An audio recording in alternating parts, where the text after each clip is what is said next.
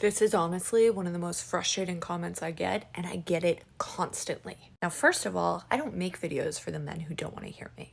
I make videos for the women who feel like no one hears them. I make videos to help women feel seen. I make them in an attempt to put our experiences into words, and I make them as a tool for women who are trying to start important conversations with the men in their lives. And I actually have a lot of men who leave me comments and tell me that they finally understand or that they've reached a better place in their relationship because they listened to what I had to say.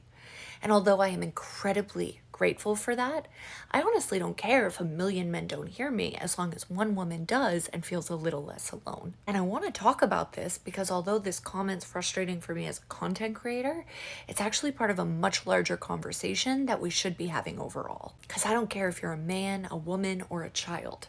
You are not wasting your breath if you are talking about something that matters to you. A man does not have to hear your words in order for them to be important. And we have to stop thinking that our words don't matter unless someone else is willing to validate them for us. But let me ask you a question.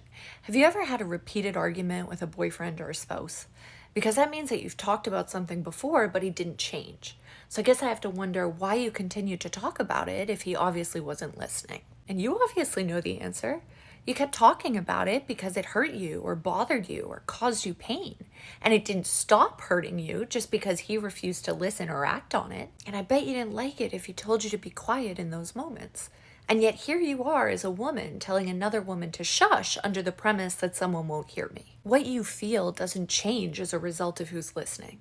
And keeping it to yourself only forces you to carry it alone and enables the people in your life to continue causing you pain.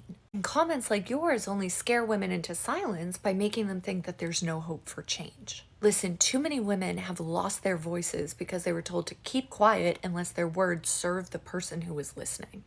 But my words are not valued by the price that a man puts on them, and I don't give you permission to discount them either.